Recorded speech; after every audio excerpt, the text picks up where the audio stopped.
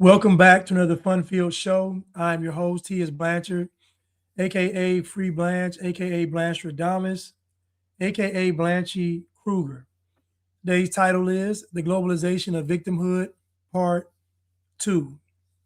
Now, in Part 1, we discussed that the world is one big victim, and the person being blamed for the victimhood is the white person. White people are essentially the ones that bear the burden of the world's victimization because everyone that has a grievance, whether it be racism, anti-Semitism, xenophobia, transphobia, homophobia, Islamophobia, whatever the phobia or ism is, the finger is pointing at someone white.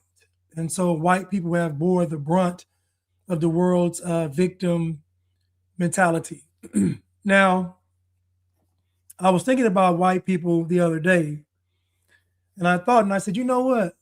The only group of people on the planet to prove to not be ethnocentric are white people.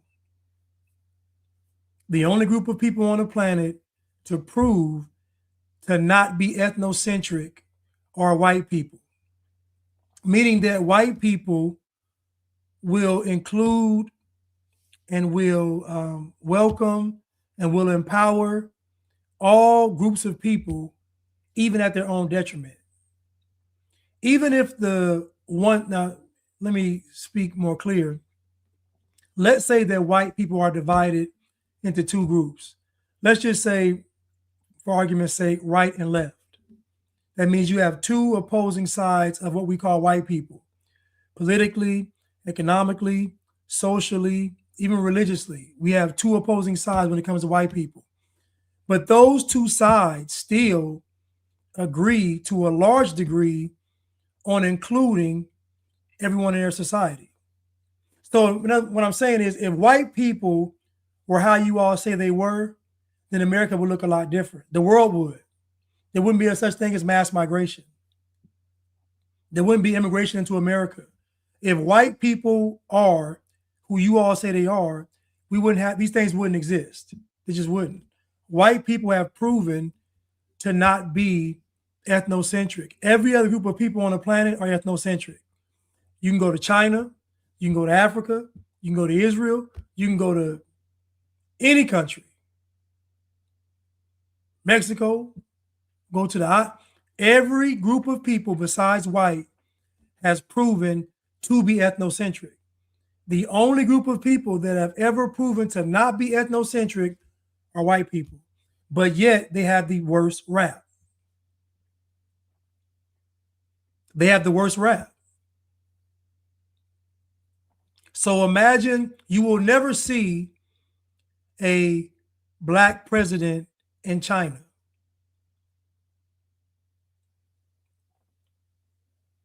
You will never see a black president in who else can I say? Well, I guess Israel. Like you will never see a black country. Well, we can flip it, but you will never see somebody that's a foreigner ruling a country. I think we just saw it in Mexico where the woman is Jewish, but I think culturally she grew up Mexican, I'm assuming. But for the most part, most people, thank you, Chris, Japan. You will never see a black president in Japan because most other countries are ethnocentric. But white people have not only been non-ethnocentric, they've gone a step beyond that. They've allowed other groups of people to get into their governments, to influence their economies, to influence their societies, to influence their schools. Like they've allowed other groups of people to infiltrate every facet of their society. No other group of people have done that. They haven't done it.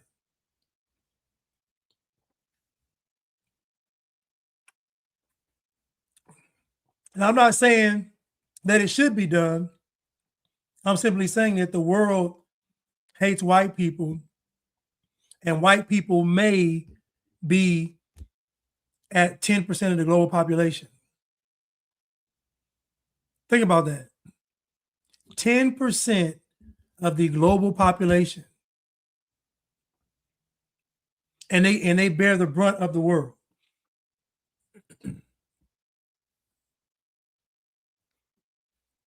And they bear the brunt of the world. And the woman that's the president Mexico, I don't think most folks don't even know she's not really Mexican. They don't even know. So I can't even count that really.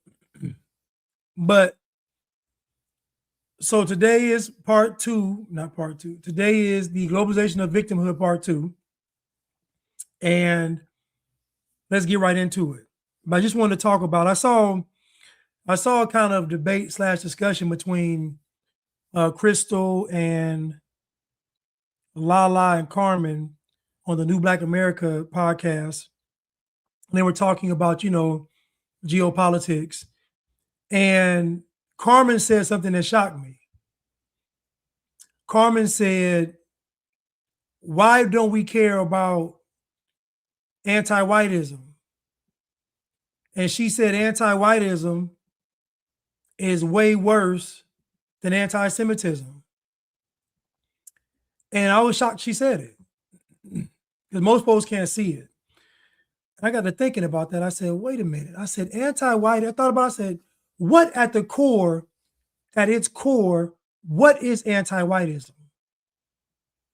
Think about what anti-whitism is at its core. What is it?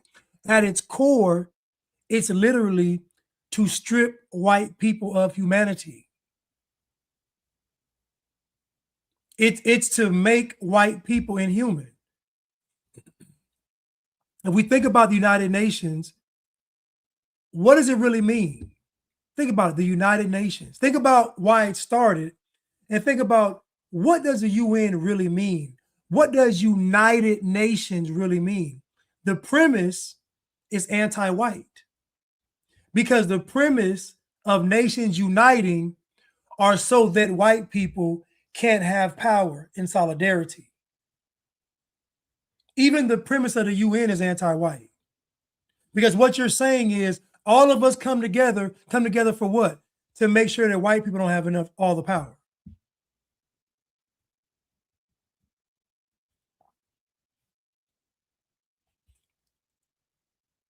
It's crazy. Even the UN is anti-white. But when Carmen said it, I got to thinking about it. And I thought to myself, I said, wait a minute. In my lifetime, who have I seen more discrimination against? And I said, black people, Jewish people, Hispanics, Asians, who have I seen the most discrimination against in my lifetime? And I can honestly say that it's been white people. The stuff that everybody complains about, I've actually seen it done to white people every day. I was just watching a movie called The Long Walk. The entire movie is an anti-white movie.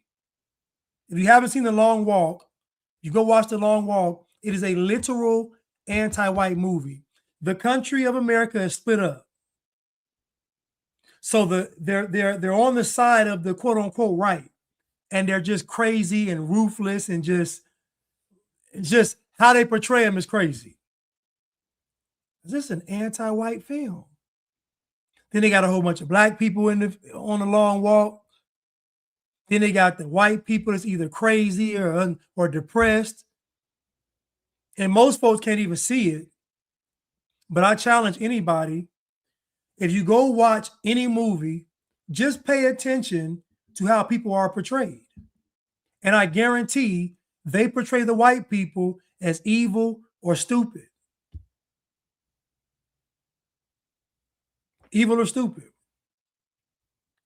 If you notice, when it comes to Trump, those are his two MOs. They think Trump is stupid. They think he's evil.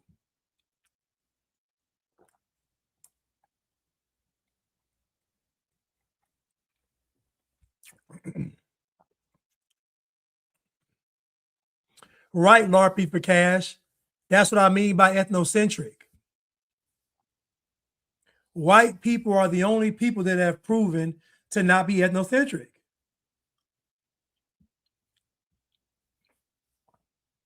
We've had a black president. We've had a black vice president. The two highest positions in the country have both been occupied by black people. Name me another country that's done that. Name me another nation that has picked the people from the quote unquote disenfranchised group, the ones that used to be in bondage, and put them as president and vice president. Never seen it. You only see these types of things in white Western countries. When it comes to freedom, that's a white thing. When it comes to justice for all, that's white. When it comes to due process, that's white. Those things are white concepts. Go to a country right now, another foreign country, and get in trouble and see if you get due process. Go to a non-white country right now, get in trouble, and see if you have due process. See if you get your phone call and your lawyer.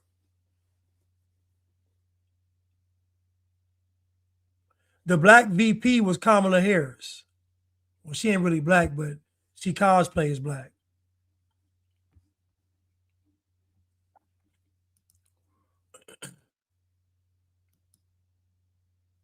Charles said the high trust societies are white. It's true. It's true. You know, we can get mad, but it's true.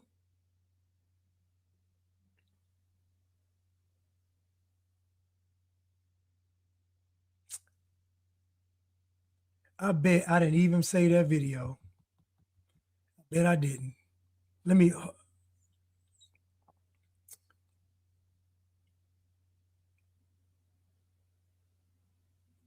Hold on one second, IG, because I'm just going to go ahead and just airdrop it to my. Do I have it? Do I have it? Let me just airdrop it.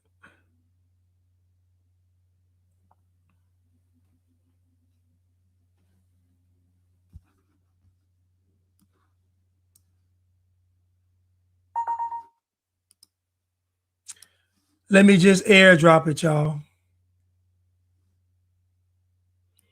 The video by Nick Fuentes I thought was pretty good.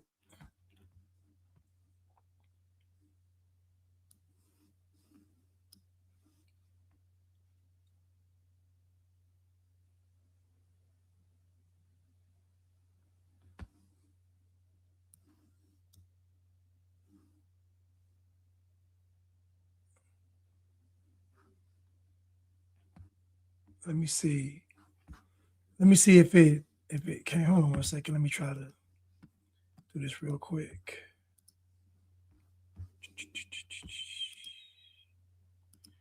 Let me go to my desktop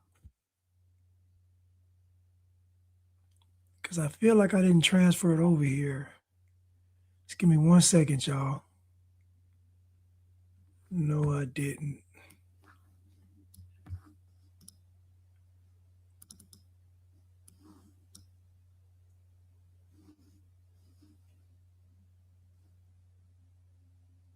I wonder why it won't let me. Maybe here we go. Maybe it's here right here. Maybe. Okay, maybe. Give me 1 second, y'all. Here we go. Here we go. This might be it right here. This might be it. I'm so sick. Here we go. Listen to what Nick Fuentes says. Listen to what Nick Fuentes says.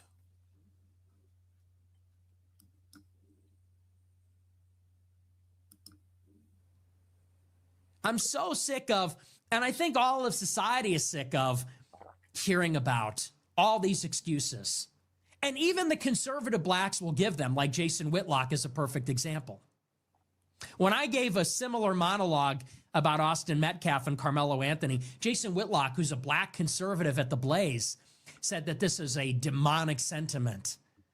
He said the problem is a lack of Christianity or something or other. The problem is a lack of accountability.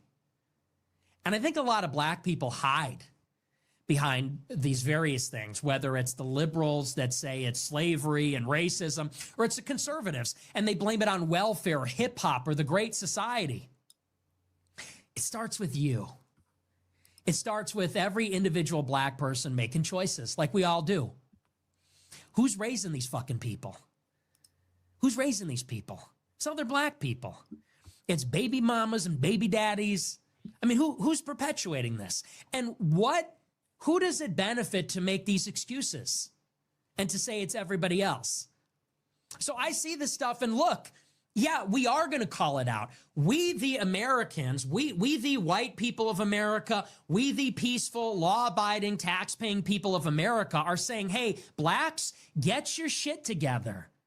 Get your fucking shit together. We are fucking tired of you. We are tired of seeing this stuff. It always seems to be you. Do you know that, and I'm just expressing what is a common sentiment. Do you know that everybody thinks that if we snapped our fingers and you all disappeared tomorrow, everybody thinks our quality of life would go up? Do you realize that? I'm just saying it, everyone's thinking it. When we think of what's wrong with Chicago, it's like utopia. Chicago's like a utopia. Beautiful riverfront, beautiful lakefront, concerts in the park, ball games in the park, beautiful architecture, the best food. You know what the one problem is with Chicago that's driving the businesses out of the Magnificent Mile? You know what the one problem is that's making the public transit unusable? You know what the one problem is that's driving richer residents from the city? It's the crime. It's the chaos. It's the violence. And you know what demographic is almost exclusively responsible for it? It's you. It's black people. Everyone's thinking that. Everyone's fucking sick of it. And the way that society is going, stuff is too expensive. Wages are too low. Housing is too expensive. We work too hard to then spend our hard-earned money to go to Lollapalooza, spend our hard-earned money for a fun weekend in the city. God knows how expensive it is to eat out nowadays or to take an Uber. And then to constantly have to be worrying about this. God knows how expensive it is to afford to live in a nice city like New York or Chicago. And then to have to put up with that. People are, I think now, too broke to be woke. People are too broke, work too hard to be dealing with this kind of stuff and hear BLM and to hear these excuses about slavery and racism and the white privilege. It's enough.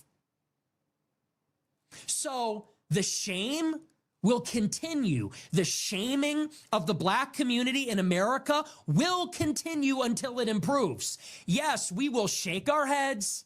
We will exchange that knowing glance. We will make that face. We will comment. Well.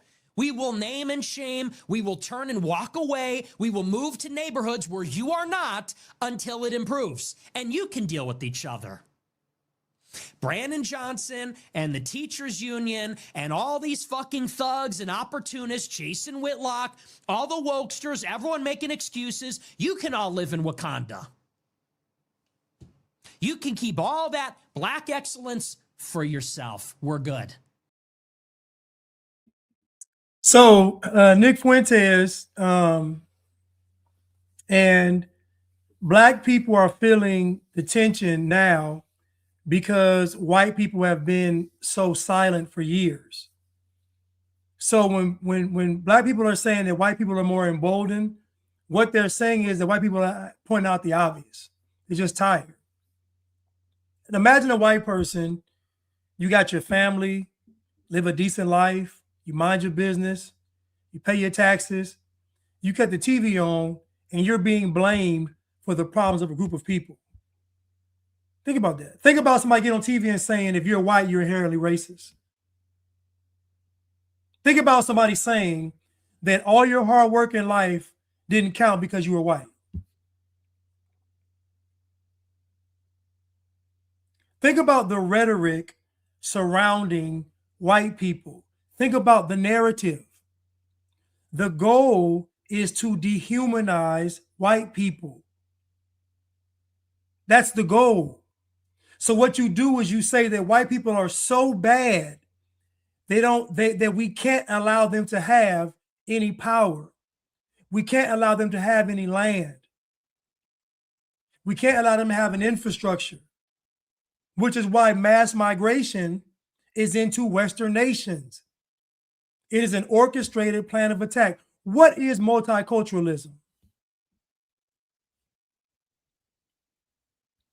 Think about it. Think about the concept of multiculturalism, and then you tell me where you see it.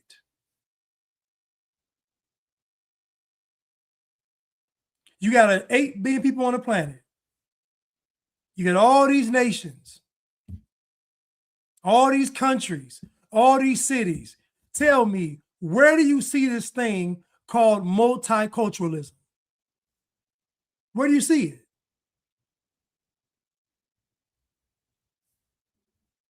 You see multiculturalism in one place, where white people are.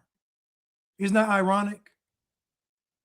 Isn't that ironic that this world, which is made up of people that are mostly of color, 90% are non-white, and multiculturalism only exists with the 10%?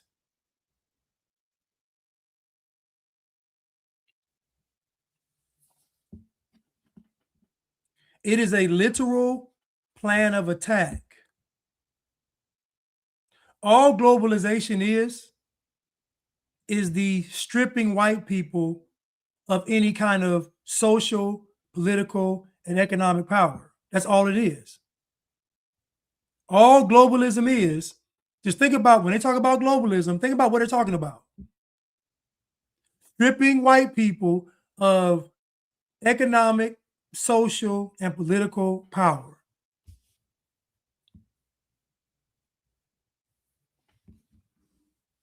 So if I look at the grand scheme of things, what is worse than racism?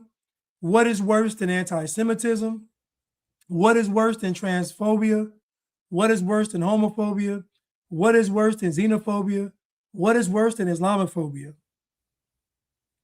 What is worse than all of that is anti-whitism, because anti-whitism is the key to globalism. Anti-whitism is the key to globalism. No borders, no nations, that's anti-white. This whole blending of all cultures and people together is anti-white. Because when everybody comes together, who's going to get the blame? White people.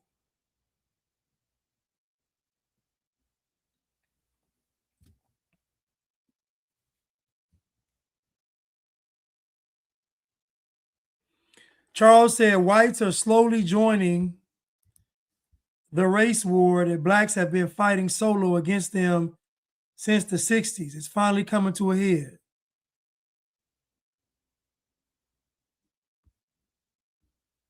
Yeah, need to wake up. It's time to wake up, Charles. It's time to wake up. Let's continue.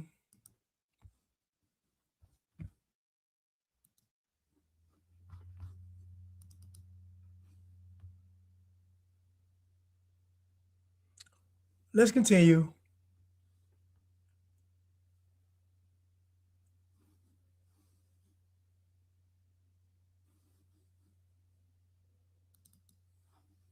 Two black guys came up to us and we shook hands, and it was the first time I ever touched a black person. So what brings you guys out here? Just to, see the beach. Heard it's nice. Pennsylvania. I think they were awesome. Like, they were interested in where we're from and what we're doing, and yeah, they were cute little black guys. You guys kosher? You guys Jewish, right? No, we're Amish. Amish, oh. For most Amish people, a white girl should not date a black guy. My mom actually said that. That you don't see one kind of birds hooking up with another kind of birds. I'm like, yeah, that's true. Two black guys came up. Now, everybody in the comment is calling the Amish racist. When I grew up, that's all I heard was don't date white women, don't bring a white girl here, don't. Black people are so racist and hypocritical, it's insane. But this is a part of the anti-white agenda. So black people can say, I don't want to date anybody white, but a white person can't say, I don't date anybody black. So in other words, white people are left with the burden of all of this stuff. All these ideologies, all these thoughts, all of these movements, all of this stuff is on the shoulders of white people. They bear the brunt of this. What I told you all before is the number one fear of the world is white solidarity. It's white solidarity.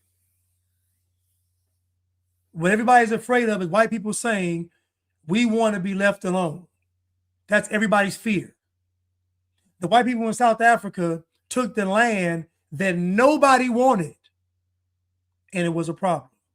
The white people here are picking lands that nobody wants to live in, and it's still a problem.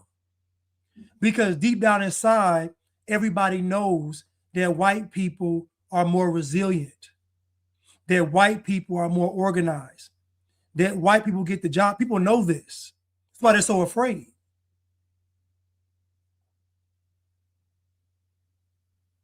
If a bunch of black folks moved to a land that was uninhabited to start over, folks would be counting down to see when all of them died.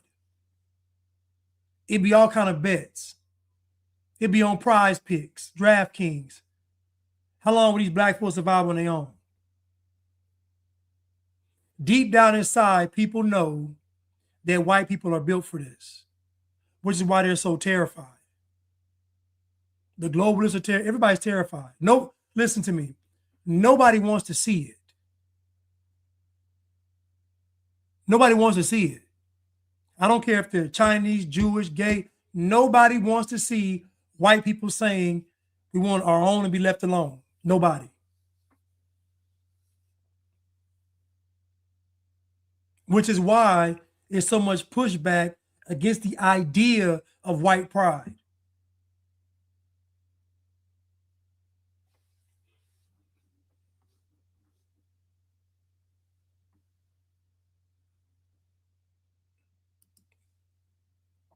Oh, thank you, Pamela, for the super sticker. Thank you so much. Charles said, the fake word racism is simply a clash of cultures. That's all it is.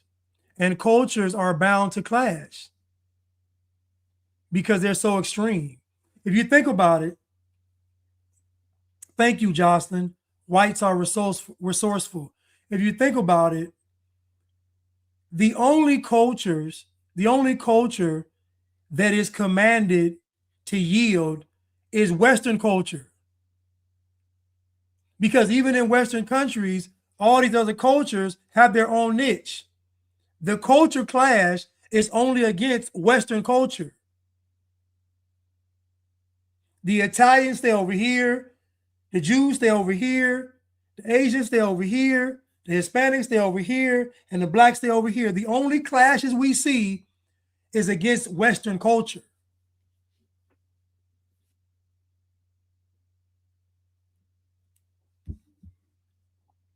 Everybody in the comment is calling these Amish people racist when black people are the most racist people on the planet. Because black people are even racist against black people. Black people are even racist. Think about it. Light skin and dark skin is still a thing in the Black community in 2026. Think about that. Being half something and not fully Black is still a thing in the Black community in 2026.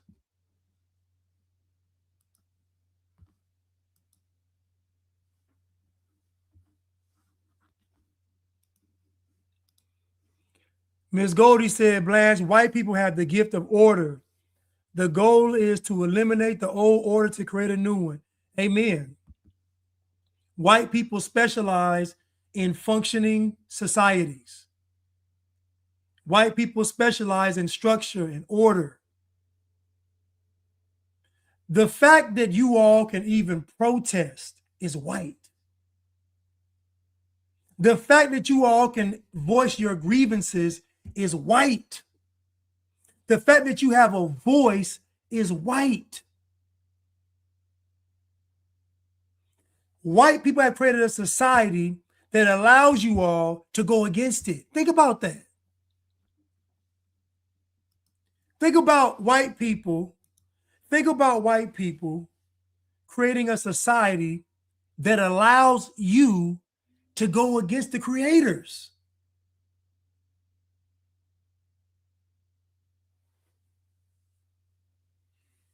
I'm going to say it again. White people created a society that allows its participants to go against its creators. Much like God created man and woman oftentimes goes against God.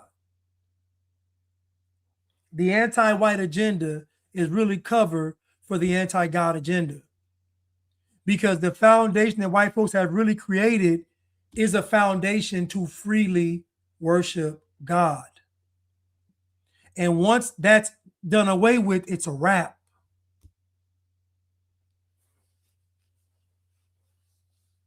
Thank you, Doug. You can't do that in any other society, any other culture. White people have made it possible till you have so much freedom that you can try to overthrow them through the courts, through the government, through economics, through society, through education. White people have created such a utopia that the most degenerate human beings on the planet have access to everything that white people have. Like I said, white people have proven to be the only group of people that are not ethnocentric. They're the only ones. Charles said, try it in Asia and the Middle East. If you tried in Asia, off with his, remember Snow White, what's the girl's name? Alice in Wonderland. What would the queen say? Off with their heads. That's what happens in other countries when y'all get out of line. It's off with your head. White folks say, fill this form out. White people say, fill this form out. White people say, here's a lawyer. White people say, call this number. White people say, apply for this program. White people say, we'll pay for it. And they get called racist. But in all these other countries, if you do it, off with your head.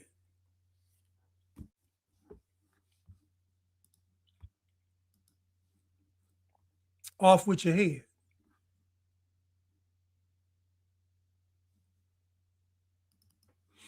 You don't have to interrupt. Like, interrupting is not necessary. We're having a civil conversation. I notice people only do that when they have a problem with the truth getting out. People only do that when they have a problem with the truth getting out. Interrupting you, I didn't mean to do it rudely. I was just trying to chime in because I didn't take people say that all the time. But even if you were in Europe, which I go to Europe a lot.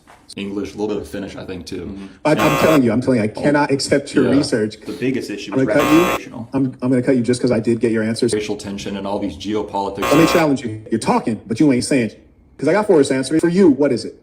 Well, I was in the middle of answering the question. You called his point white supremacist. I asked you what that Which is, mind you, not an insult. I've not said anything foul. I'm just responding with facts. We both know that it's not civilized to talk while someone else is talking. I haven't done that to either of you, even though there's two of you. You have. Experienced something to be able to have an opinion on. Jackson, I'm asking Yeah. you, who has more South African contacts, you or me? But I do want to chime in because I know we're not No, debating. I can speak to data, just like I spoke to data with the situations in Rhodesia and Congo. I don't But have. I'm not trying to debate because it'll be. I reject the idea that committing atrocity is an exclusively European characteristic. I think all people. That's a straw man. That's not the argument. The argument. Okay. Most of the replication. You know comes what? from European I like what you technology. said, and I think If this was an interview, we'd have to be given the opportunity to actually say something. You've been taking up most of the space. So this is typical black man, no control, emotional, intimidated. It's called intimidation. When you allow somebody to speak in an interview or the discussion, it's intimidation. Because you came on a podcast or a show together to have a discussion, and then you set the ground rules by saying, don't interrupt. And then you proceed to interrupt them every chance you get. I keep telling you all that black people do not have any honor. So when I say honor, right? Honor is I'm going to abide by the rules that we've agreed upon. That's honor. It's simple. If we agree upon something, I'm going to honor the agreement. I'm going to adhere to it. I'm going to stick to it. Listen to what he says. Listen. you don't have to interrupt. Like, interrupting is not necessary. We're having a civil conversation. I notice people only do that when they have a problem with the truth getting out. People only do that when they have a problem with the truth getting out. Interrupting you, I didn't mean to do it rudely. I was just trying to chime in because I didn't take people say that all the time. But even if you were in Europe, which I go to Europe a lot, English, a little bit of Finnish, I think, too. I'm telling you, I cannot accept your research. the biggest issue I'm is gonna cut reputational. I'm going to cut you just because I did get your answers. Racial tension and all these geopolitics. Let me challenge you. You're talking, but you ain't saying. Because I got Forrest's answer. For you, what is it? Well, I was in the middle of answering the question. You called his point white supremacist. I asked you what that Which is, mind you, not an insult. I've not said anything foul. I'm just responding with facts. We both know that it's not civilized to talk while someone else is talking. I haven't done that to either of you, even though there's two of you. You have. Experienced something to be able to have an opinion on. Jackson, I'm asking you, who has more South African contacts, you or me? But I do want to chime in because I know we're not No, debating. I can speak to data, just like I spoke to data with the situations in Rhodesia and Congo. I don't But have. I'm not trying to debate because it'll be. I reject the idea that committing atrocity is an exclusively European characteristic. I think all people. That's a straw man. That's not the argument. The argument. Okay. Most of the replication. You know comes what? from European I like what you technology. said, and I think If this was an interview, we'd have to be given the opportunity to actually say something. You've been taking up most of the space. So the reason why Marquette did not want them to speak is because he knows they're right. It's because he knows that they are right. Because he knows when white people are this bold, they know what they're talking about. He knows when white people are this bold, they're not dumb. And when I say this bold, I don't mean on the side of a trailer with no teeth in their mouth. I'm talking about sitting down, having conversations with multiple people for at least an hour. Those that claim to be scholars, those that claim to be whatever, the Anunnakis and the gods of the earth, like all of them. So Marquette knows if I allow them to speak, I won't be able to rebuttal what they say. So if I keep cutting them off mid-statement, I can still make my point. And they never actually get to make their point. It's a very, slithery tactic, very rodent-like tactic, but it's Marquette. Yes, Jocelyn, they only censor the truth. Censorship is only for the truth. It's only for the truth. They never censor lies. Let's continue.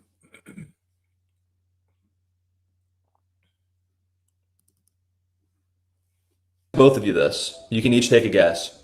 What percentage of the global population, so there's like 8 billion plus people on Earth, what percentage of those people are white people, European people?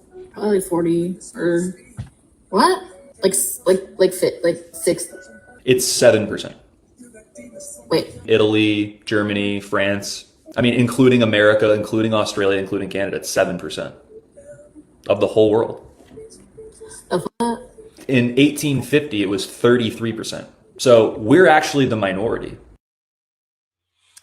So imagine the propaganda telling the world that white people are the majority. They have all the power, they're the majority. And then telling white people that you all are the largest number, so y'all are safe. When in actuality, it's not true. It's not true at all. Now, he said 7%. I've seen 10% to 15%. Either way, it's a small percentage of the population where whites are actually the global minority. They actually are.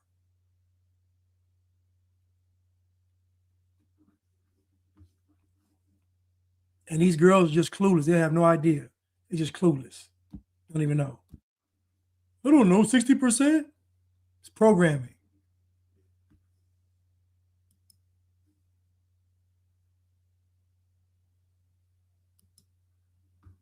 That's a good question, Will. How was the census taken back then? It's a good question. That is a good question.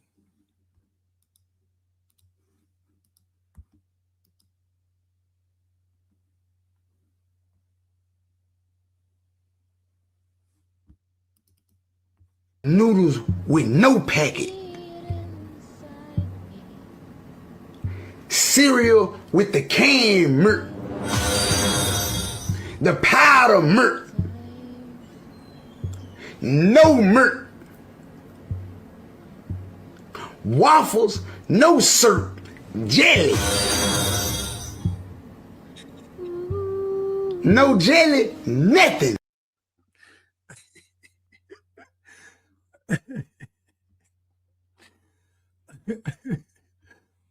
Last time it was Hillary Clinton. This time it's Gavin Newsom. I ate noodles with no packet. Cereal with the canned milk. The powder milk. No milk. Waffles, no syrup. Jelly.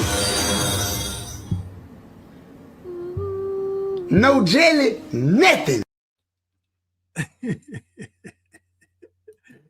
That is so foolish, man. That is so foolish. That is foolish.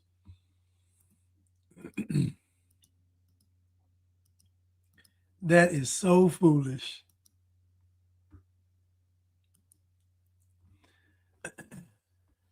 Let's continue. You know what? I had this video where the guy was talking about many patients asked.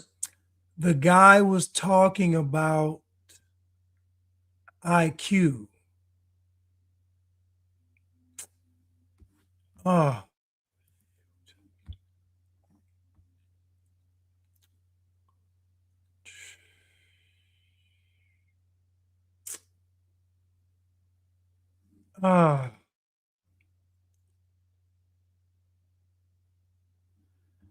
The guy was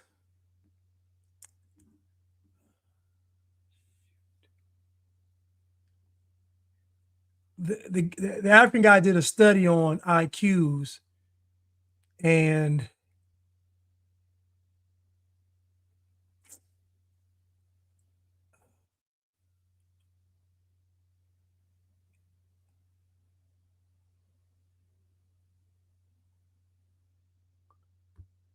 oh man, I gotta look for it, man, because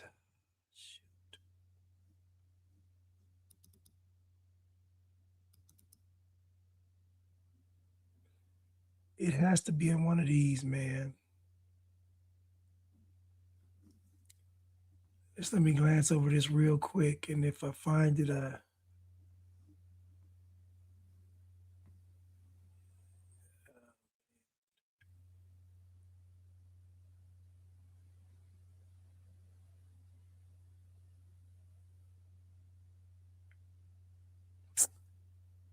I gotta find it. He did the IQ study, and folks weren't pleased with the results. They were not pleased with the results. Speaking of anti-whiteism, White is hating. That's right. Pro-white is hating because why are you saying pro-white when you're at the top? Makes no sense. Yeah. Like when people say brown power, that means they're oppressed. That's right. And they're just trying to get their head above the water and just feel proud of themselves. That's right. Godfrey is so disgusting, man. He is just anybody talking about racism is emasculated.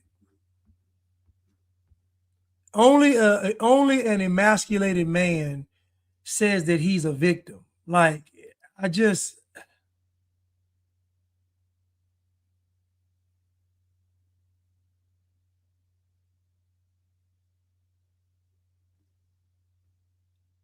no.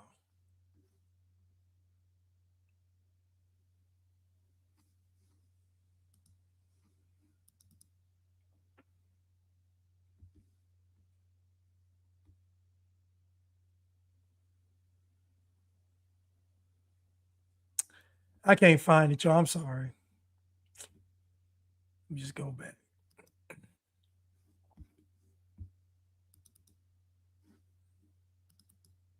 People are more likely to date blacks than South and East Asians. In the eyes of other races, black people are often considered less attractive compared to white people. When a black person dates outside their race, they tend to choose a white partner in about 70% of the cases. East Asians find black people the least attractive, followed by Indians. Firstly, Hold on, this is the guy that did the IQ study. I just got to find the video.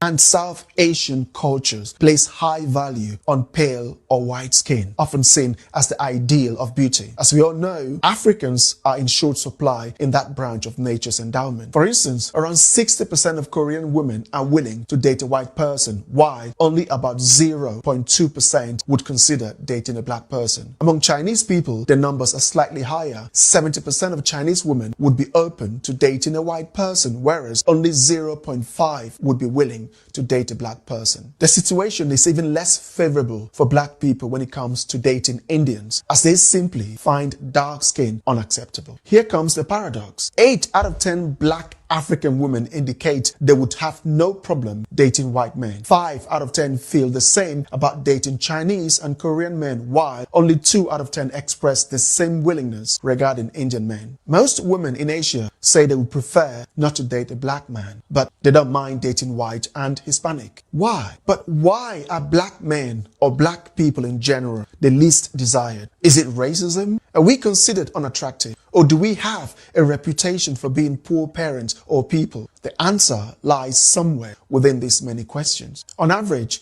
a 20-year-old African black girl has had about 8 sexual partners, while an Asian woman of the same age has had about 3. The tendency towards promiscuity appears to be higher among black people, whether they are American, African, European, or South Americans, compared to East Asians, Indians, Pakistanis, Bangladeshis, or Arab. Single-parent household in India is 5%. In Korea is 6.5%. Japan 12%. But in Botswana it is 65%. South Africa 60%. Kenya 27%. The DR Congo and Zimbabwe both have 25% each. So single parent in Africa is higher. If you'd like to watch the full video, why not join us on YouTube at Bantu City Diary.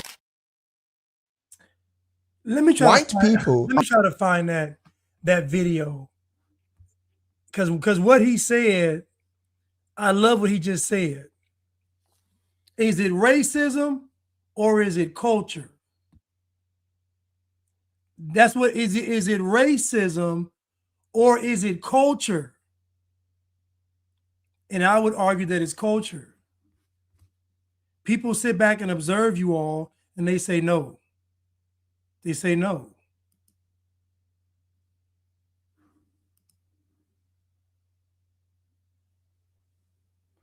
What was that channel called? Bantu Diaries?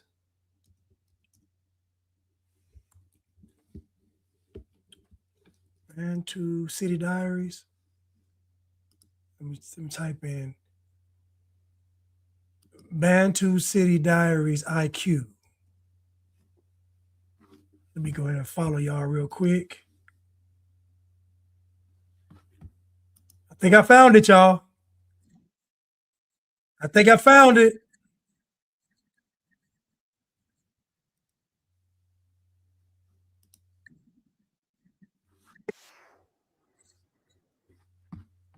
Uh-oh. I found it, y'all. Uh-oh. It done messed up. I done found the church's money. I done found the church's money. They done messed up. In the world. Well, what can you do with an IQ of under 60? The average IQ is 75. That's what those who watch my channel, especially Westerners, often comment. It's the IQ. So we decided to go to the streets of Nigeria to conduct our own IQ test. I raised the budget and dispatched my team. Well, the findings were very disappointing. Welcome to Bantu page. It has been reported that Africa has the lowest IQ in the world today. On the streets of Nigeria, we have come to confirm that. We will conduct IQ tests and bring you the numbers. You see, there's something about Black people.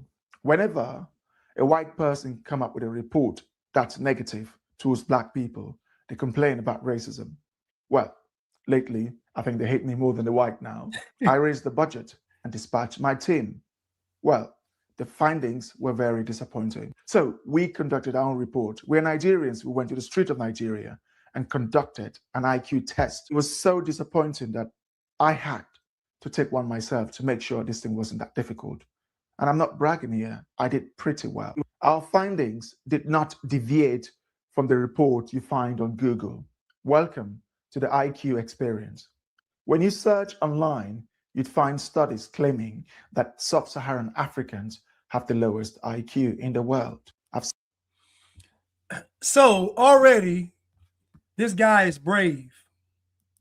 Now, keep in mind, they're upset with him because he's telling the truth.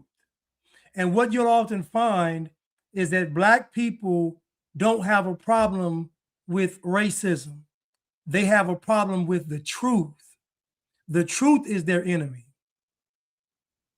All of this smoke screen, this circus that Black folks build and create, this chaos, is because they're trying to avoid the truth.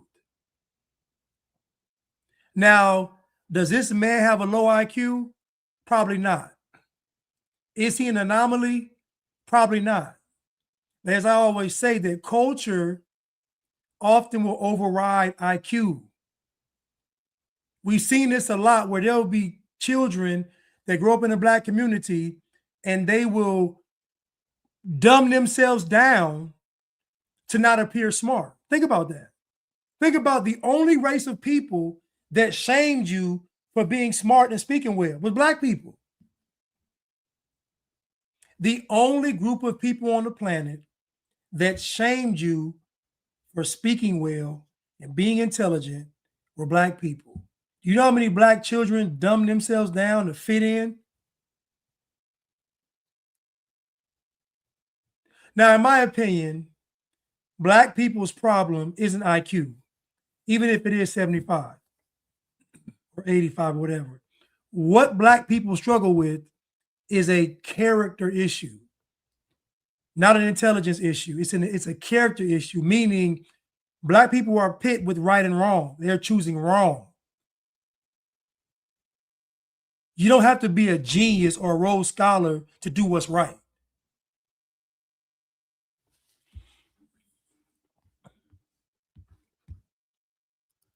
Let's continue. Seen this report for a long time now. However, my Western audience and the commentators often insist that IQ is the reason why Black Africa is backward. True to form, my team did not fail. They delivered a thorough result, and we have the video evidence to prove it. IQ testing has two formats. William Stern developed the original classical formula based on Alfred Binet's work.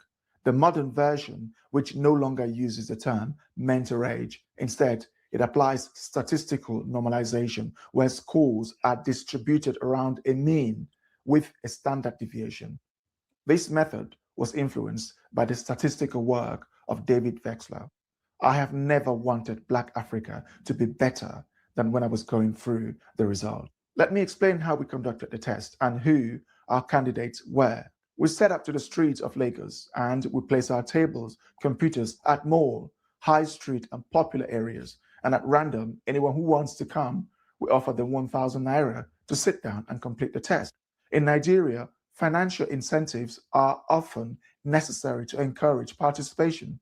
It's hard to determine whether the monetary reward had a negative or positive effect on the participants, which may have invalidated the result. Nevertheless, the candidates appeared to enjoy the experience. Our candidate included a mix of young and old participants, male and female, as well as A-level students. Everyone who participated was above 16. Only 3% of the participants scored 102, and another 3% scored over 80. Let me blow this up for y'all real quick. Can you all, let me blow it up. Let me blow it up. I'm going to just read it. Charles Blanche, have you seen the video he has about Africa being a baby factory? So let me just read this real quick. So out of all participants, only 3% of people scored above 100, while another 3% scored above 80, and another 80 and 90, respectively. The majority, 26%, scored 69, followed by 20% who scored 76. So on this chart, this graph that he has right here, he has 3.3% scored 102.6 or above. That was the average. Between 100 and 120, that was the average. And then 3.3% scored over 90, 96. These are IQ scores. And then 3.3% scored 89.5, almost 90, over 80. And then 16.7% scored 82. So what we see so far is, let's just round these up. So we got, well, let's keep it. So we have, let's just say 10%, 17%. So 27% of people scored 83 or above in IQ. Then we get to 20%, 76%, 76.3. Then 26.7% scored 69.7 or 70. Then we had 16% scored 63%. And then we had 10% scored 57%. So we got 57, 63, 70, and 76. So the bulk of the people were under, the bulk of the people were 76 or below. That was the bulk. 76 or below. While realistically only 10% scored 90 or above. Now I'm gonna let him talk.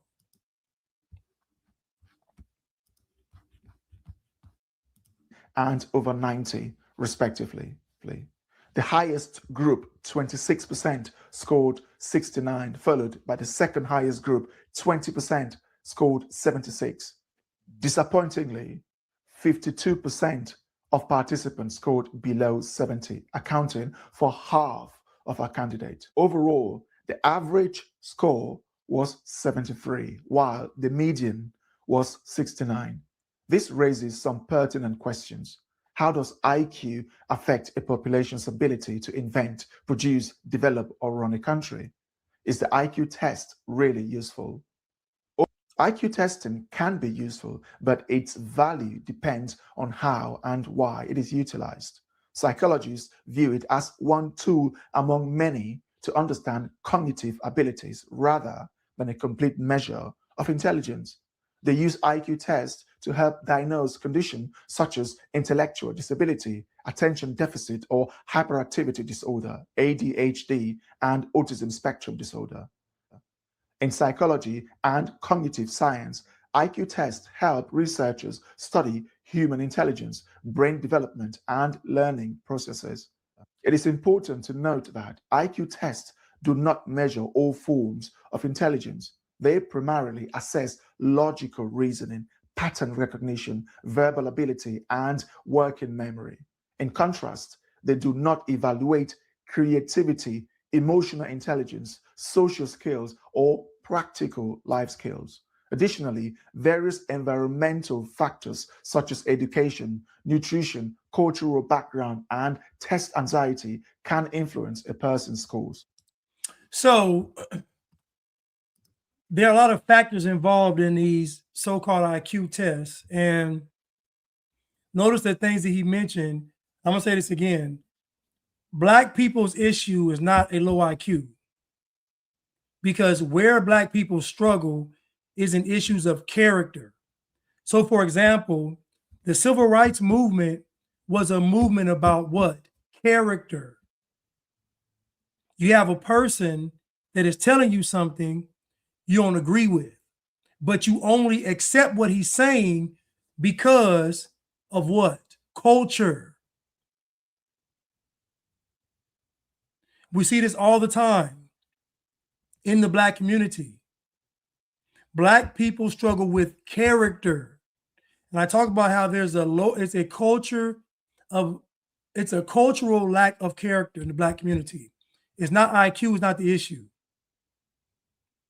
I went to private school my entire life. There weren't any I didn't see any dumb Black kids in the schools I went to. Even the kids we thought were dumb would get straight A's in public school. So I grew up not even seeing any of this. When I grew up, I went to private schools that had Black, white, Asian, Hispanic. I went to school in California, all races.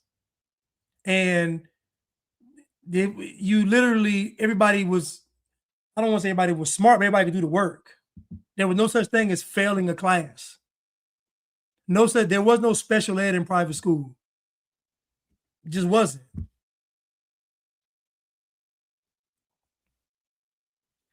I think he's in Africa, but I really believe he was probably raised in London or something. He's from England. I don't think he was raised in Africa. I don't. I think he's from England. But my point is that IQ isn't the issue. And when you say IQ is the issue, what you're really saying is the people aren't redeemable. I'm not giving Black people that kind of cop-out. I'm not giving them the low IQ cop-out. That's what it's a cop-out. You're saying that we don't have the intellectual capacity to do the right thing. I disagree with that. Have you ever seen the Bible where God said you need to be smart? Have you ever seen the Bible where God said go to school? No, what did God say? God said study to show thyself approved. God said wisdom is the principal thing, therefore get wisdom, and in all thy getting, get understanding. That's what God said. All the great people in the Bible, it never mentions that they were scholars, that they had a high IQ. But oftentimes, bad behavior and low IQ coincide, just like good behavior and high IQ coincide, because common sense would say it's easier to do what's right than it is to do what's wrong. But even that, to me, is an IQ. It's just a moral decision. I'm going to do what's right.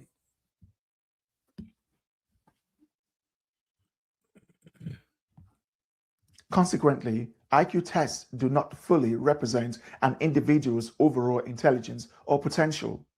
It is essential to highlight that this should not be a reason to mock or insult Africans. IQ is not entirely fixed. Learning, education, and life experiences can change cognitive abilities over time. Therefore, a single test may not accurately reflect a person's long-term intelligence.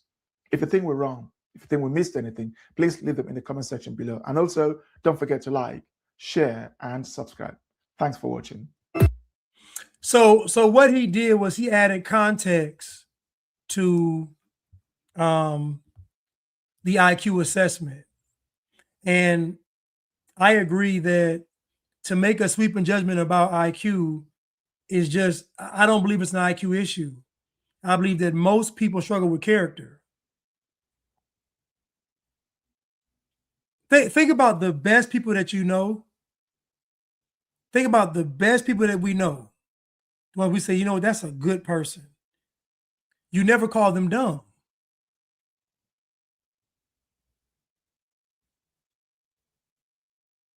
Think about that. You never call the good people dumb. Because what happens is people associate bad behavior with low IQ.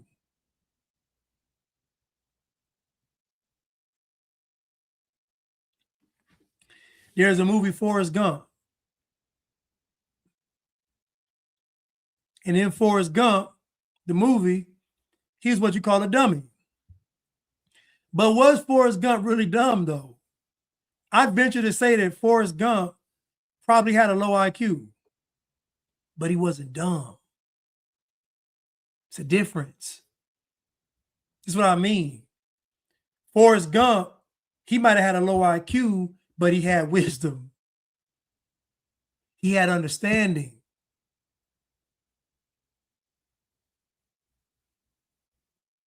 He had character. So look how much Forrest Gump accomplished with a low IQ. And the reason why he did it because he had character. Miss Gray said he knew what to do and what not to do.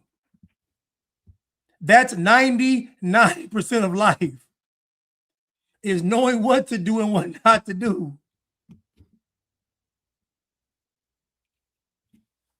Now, Bubba Gump, he was kind of slow.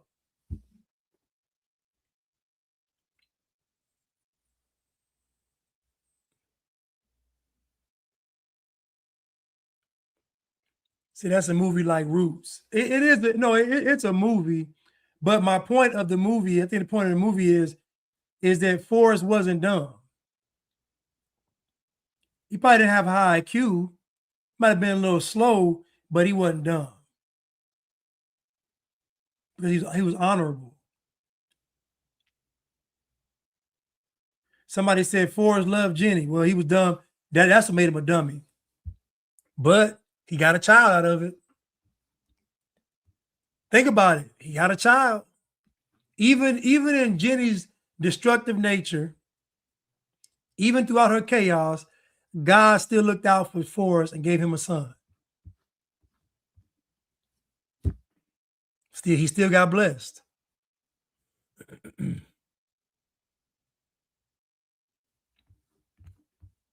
Bubba, he did have vision. He had vision. Yeah, yes, he had vision. He kind of slow too, though. But yeah, he had vision.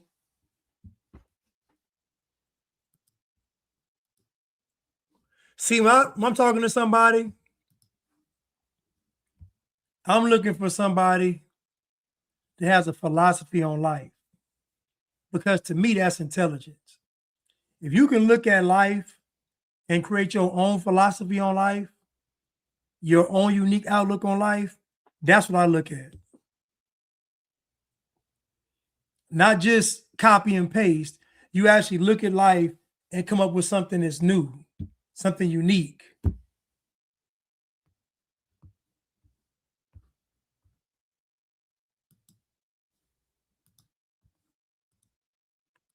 Bubba Gump had that trap jaw. I'm cold, Forrest.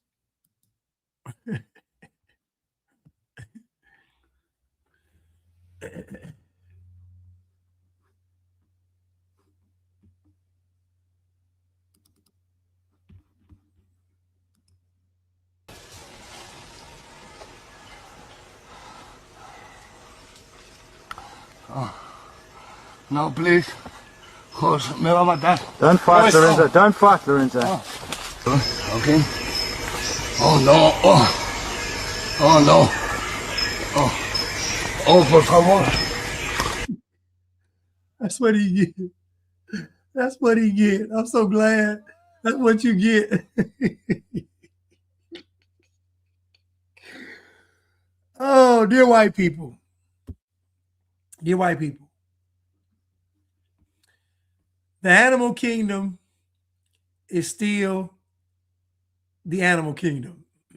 And just because these animals look peaceful don't mean they like human beings. In their world, you are just another species. They have no regard for you being a professor, you being known in society. They don't care. You are simply just another species. This man done went and bothered these orangutans, and this orangutan had held this man hostage for 3 hours.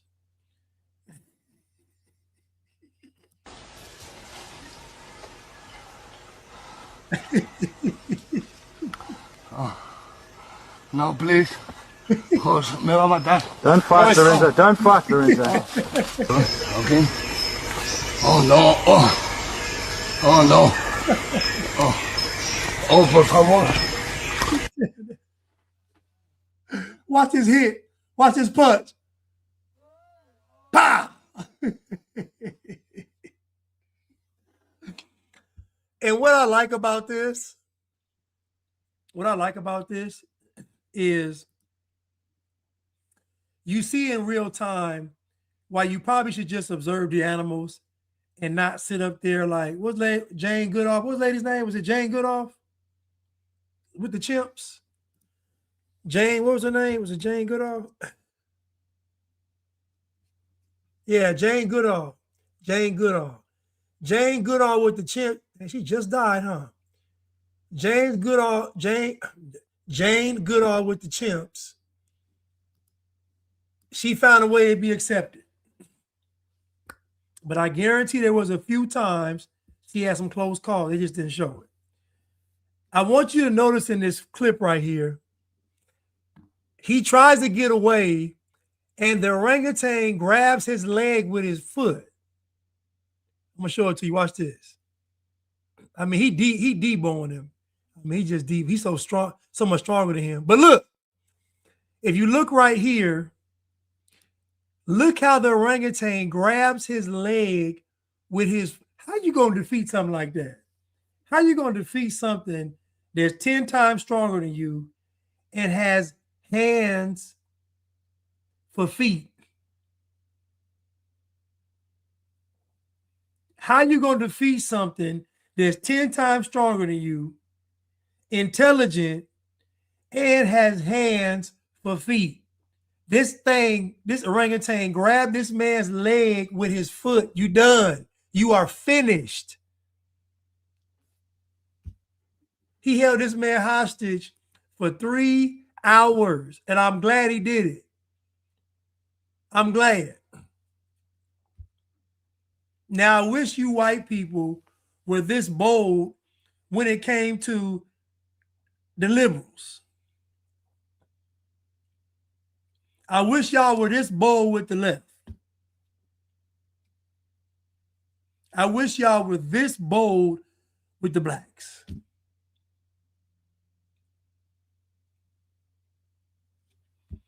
This orangutan was tearing him up. See, in the movie, they make the orangutan, Planet of the Apes. They make the orangutans the smart ones, the philosophers, the intellectuals. That's a movie, people. This is real life.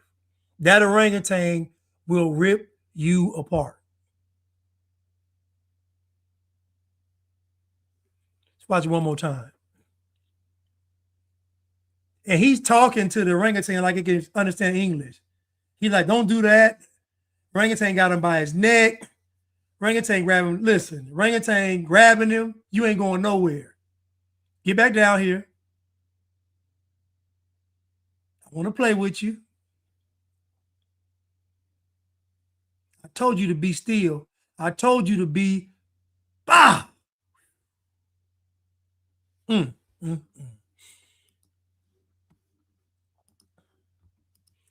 Thank you, Anthony Lebrakiak, for the super sticker.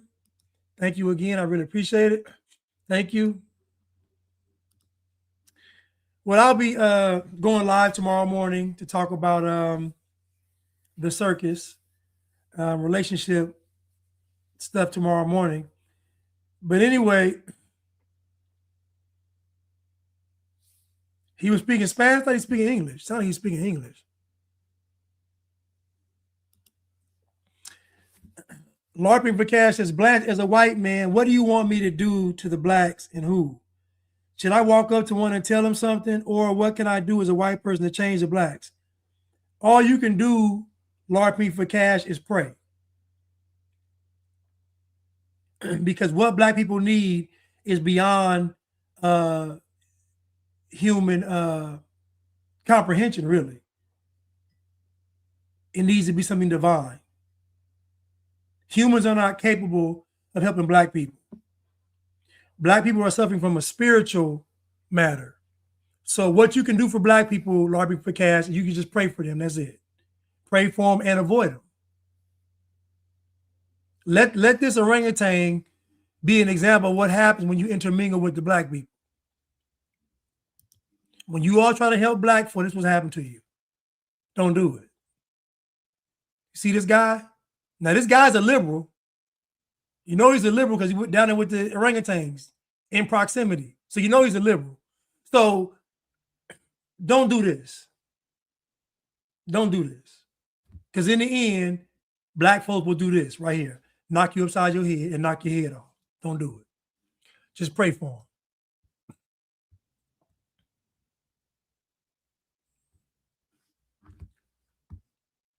And I'll tell anybody else white too. Do not try to be an advocate for black people. Black people don't need advocates. Black people need Jesus. Black people don't need advocates. Black people need Jesus. Isn't it funny how when black people believed in Jesus, they got married and they worked?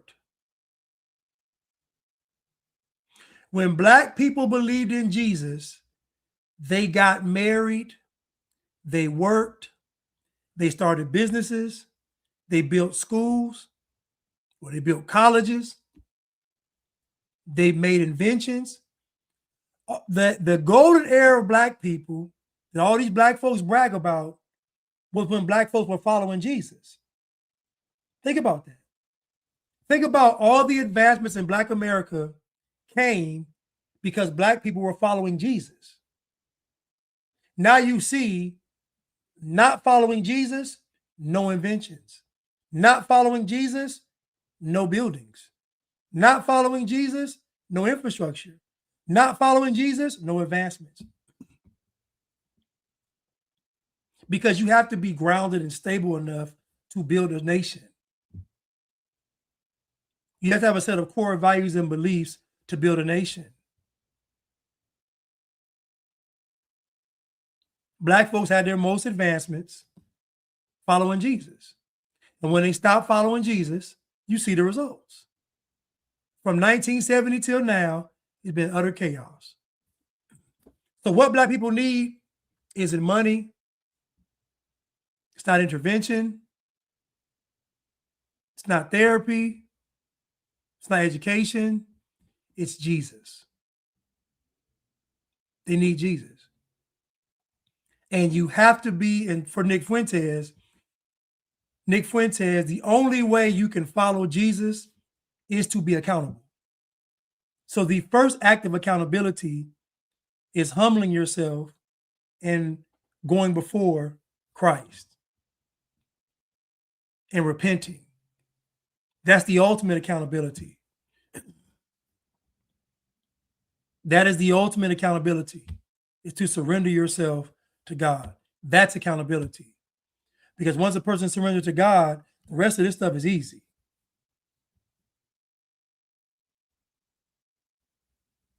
Anyway, listen, I love y'all. And I'll see y'all tomorrow morning. Talk about relationships.